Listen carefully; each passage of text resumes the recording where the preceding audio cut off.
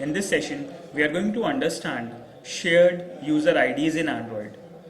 For foundations of Android security, let's understand what an Android shared user ID is. The name of a Linux user ID that will be shared with other applications. By default, Android assigns each application its own unique user ID. However, if this attribute is set to the same value for two or more applications, they will all share the same ID, provided that they are also signed by the same certificate. Application with the same user ID can access each other's data and, if desired, run in the same process. Let's understand that practically. As far as the Android applications are concerned, we'll access Terminal Emulator application, and on this application we'll gain super user privileges. Once we gain super user privileges here, we are going to access information about shared user IDs. Now there are many applications installed on your mobile phone. We can access information about permissions granted to these applications from a file known as packages.xml, and this file is available within your data directory. Within data, we have a system directory. Within system, if you execute ls command, you can see that we have a file known as packages.xml.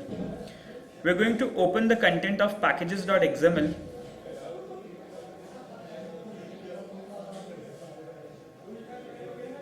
Let's execute that. Once we got access to this, we can make sure we have the user ID section here. So now we can see that if we scroll a little up, we can see that we have an option of shared user here. For example, at the moment we have a shared user whose name is android.uid.mtkbt. This user ID has allotted an application app ID that is 10039. Now what this user ID, shared user ID has, it has many permissions in it.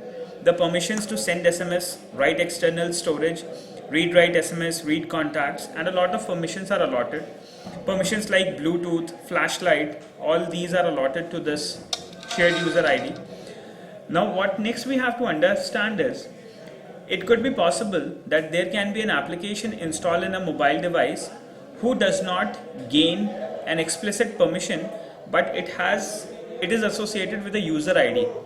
Due to association with a shared user ID, all the permissions which are accessible by that shared user ID will be granted access to your default application which has been installed. And let's go for an example here. So how many shared users we have? We have a shared user known as android.uid.mms. We have calendar. So as far as this MMS is concerned, you can see that it has an app ID. Then we have the NFC. NFC user ID is a system level user, shared user. It does not have any permission at the moment. If we scroll down a little more, now what we have is, we have Android UID empty bucket. We have seen that already.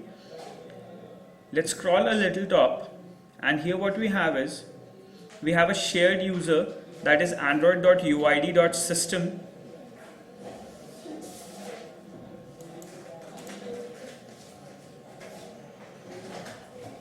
So let's just scroll a little up.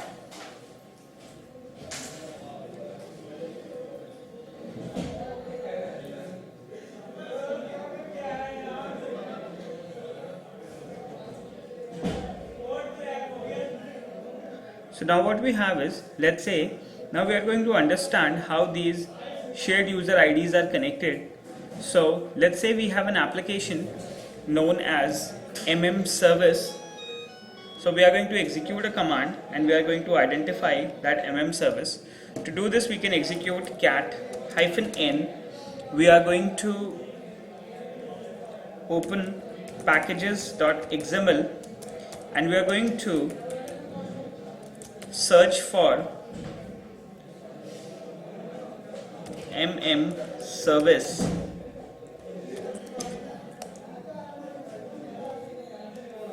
So we have to execute that again. Let's just search for packages.xml, and we are going to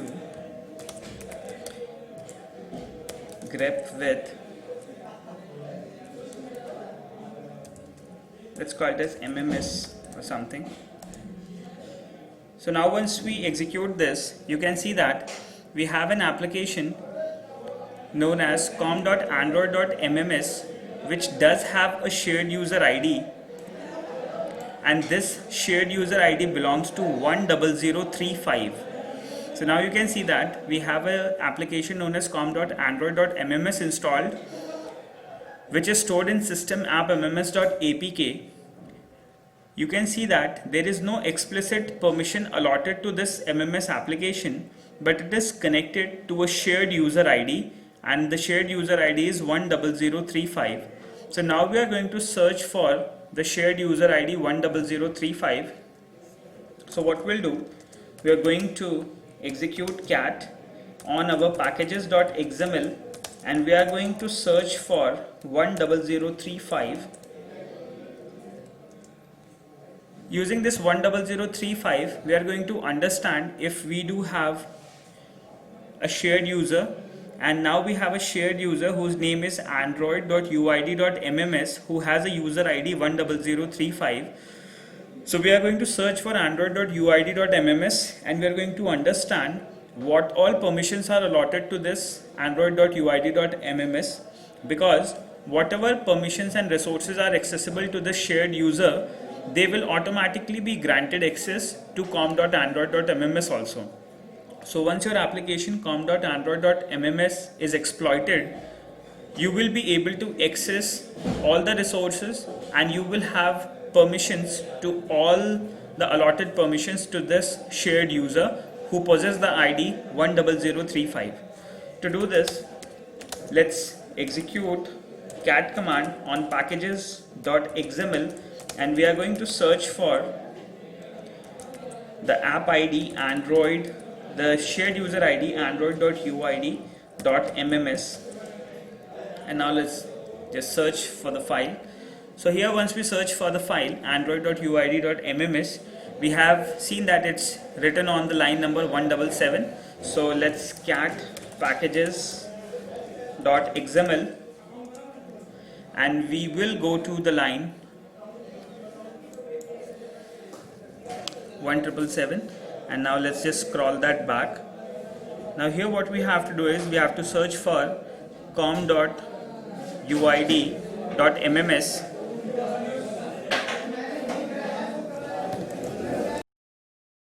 so now we can see that we have this shared user with the name android.uid.mms who has a user ID 10035, and it is connected to MMS application which is installed in our mobile phone, and this shared user has permissions to receive WAP push, DRM, send SMS, write external storage, write and receive SMS, MMS. It can read contacts, so it has all these information and permissions available. So since your application MMS is connected to this shared user, so that application automatically gets access to all these permissions. So this is how Android shared user ID works. In case if you have specified an Android shared user ID explicitly in your Android manifest file, you need not ask individual permissions. By default, you will get access to all the permissions which are available to that shared user ID.